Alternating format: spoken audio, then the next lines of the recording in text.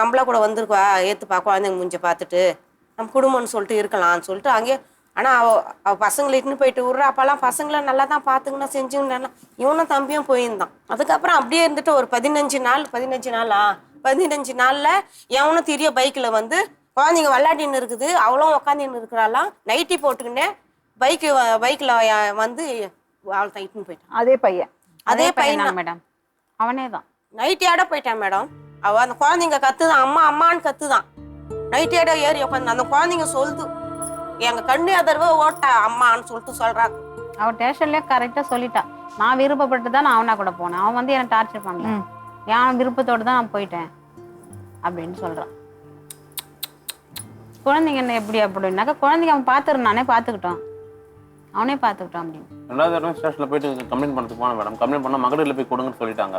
சரின்னு மகளிர்ல போய் கொடுத்தோம். அப்புறம் மறுபடியும் என்ன சொன்னாங்க, உங்களுக்கு எங்க இருக்கு தெரியுங்களா, உங்களுக்கு தெரிஞ்சுன்னா எங்களுக்கு சொல்லுங்க, நாங்க போய் கூட்டினது கவுன்சிலிங் கொடுத்து நாங்க பேச வைக்கிறோம் அப்படின்னு சொன்னாங்க.